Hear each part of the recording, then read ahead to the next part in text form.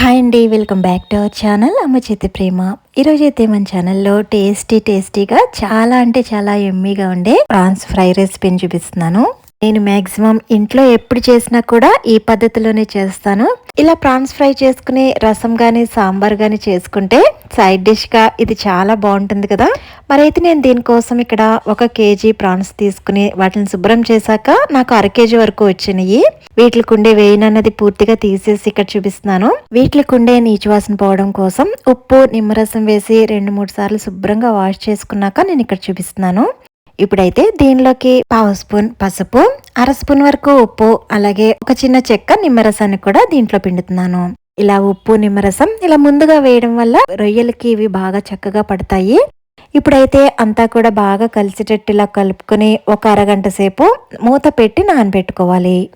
నేను ఇక్కడ ప్రాసెస్ అరగంట తర్వాత చూపిస్తున్నాను. ఒక మందపాటి కడాయిని స్టవ్ మీద పెట్టుకుని 5-6 స్పూన్ల వరకు ఆయిల్ వేసుకోండి. ఆయిల్ హీట్ అయిన తర్వాత మనం ఇలా మ్యారినేట్ చేసుకుని రొయ్యల్ని ఇందులో వేసుకోవాలి. రొయ్యల్ని ఫ్రై చేస్తున్నప్పుడు రొయ్యల్లోంచి వాటర్ అనేది రిలీజ్ అవుతుందండి.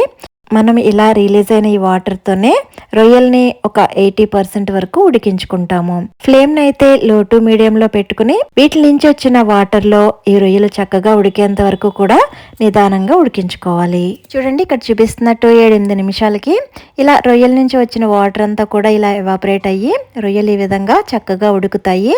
ఇలా 80% వరకు చక్కగా ఉడికిన ఈ రొయ్యల్ని ఇప్పుడైతే ఒక ప్లేట్లోకి తీసేసుకుందాం. ఇప్పుడు స్టవ్ మీద వేరొక ప్యాన్ పెట్టుకుని 4-5 టేబుల్ స్పూన్ల వరకు ఆయిల్ వేసుకోవాలి. మనం ఇక్కడ చేస్తుంది ఫ్రై ఐటమ్ అయినా కూడా కొంచెం లైట్ గా గ్రేవీలా తగిలితే బాగుంటుంది కదా. దానికోసం అయితే ఇక్కడ చూపిస్తున్నట్టు 2 మీడియం సైజ్ టమోటాలను చిన్న ముక్కలుగా కట్ చేసి ఆయిల్లో వేసుకోవాలి. ఫ్లేమ్ అయితే మీడియంలో పెట్టుకుని ఈ ఉల్లిపాయలు అనేవి లైట్ గా కలర్ చేంజ్ అయ్యేంత వరకు కూడా వేపించుకోవాలి. చూడండి, ఈ విధంగా కలర్ చేంజ్ అయితే సరిపోతుంది.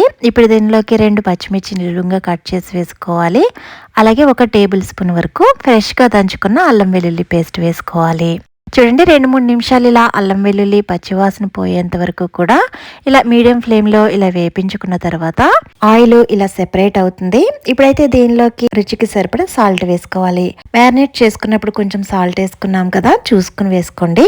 అలాగే 2 టేబుల్ స్పూన్ల వరకు కారం వేసుకోవాలి. ఇప్పుడైతే ఫ్లేమ్ ని లోలో పెట్టుకుని ఈ కారాన్ని ఆయిల్లో 1 నిమిషం పాటు ఇలా వేపించుకోవాలి. ఇలా కారం అన్నది ఆయిల్లో వేగితే మంచి టేస్టీగా ఉంటుంది. ఇలా ఆయిల్లో కారం వేగిన తర్వాత ఇప్పుడైతే మనం ముందుగా వేపించుకున్న ఈ రొయ్యలను అయితే ఇప్పుడు ఇందులో యాడ్ చేసుకోవాలి. ఇప్పుడు అంతా కూడా బాగా కలిసేటట్టు ఒకసారి కలుపుకోండి. ఇలా కలుపుకున్న తర్వాత మనం వేసిన ఉప్పు, అల్లం వెల్లుల్లి, కారం ఇవన్నీ కూడా రొయ్యలకి బాగా పట్టడం కోసం ఫ్లేమ్ ని లోలో పెట్టేసి ఇలా మూత పెట్టి ఈ రొయ్యలకి ఇవన్నీ మనం వేసిన ఇంగ్రీడియంట్స్ బాగా పట్టడం కోసం ఒక 5 నిమిషాల పాటు ఇలా లో ఫ్లేమ్ లో ఉంచుకోవాలి.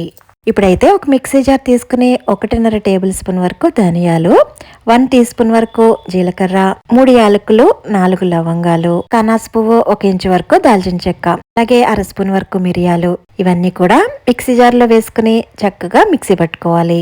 ఇలా ఫైన్ పౌడర్ అయ్యే వరకు మిక్సీ పట్టుకున్నాక దీంట్లోకి 8-9 వరకు వెల్లుల్లి రేకుల్ని పొట్టుతో సహానే వేసుకోండి. వీటిని కూడా మిక్సీ పట్టుకోవాలి. మనం ఫ్లేమ్ లోలో పెట్టాం కదా, 5 నిమిషాల తర్వాత నేను ఇక్కడ మూత తీస్తున్నాను. ఈ విధంగా ఆయిల్ ఇలా సెపరేట్ అవుతూ ఉంటుంది. మనం ఇప్పుడు దంచుకున్న ఈ మసాలాను అయితే ఇప్పుడు ఇందులో వేసుకోవాలి. అలాగే ఒక 2 రెబ్బల కరివేపాకు కూడా వేసుకుని ఈ మసాలా అంతా కూడా రొయ్యలకి బాగా పట్టేటట్లు కలుపుకోవాలి. మనం ముందుగానే రొయ్యల నుంచి వచ్చిన వాటర్తోనే రొయ్యల్ని 80% వరకు ఉడికించుకున్నాం కదా.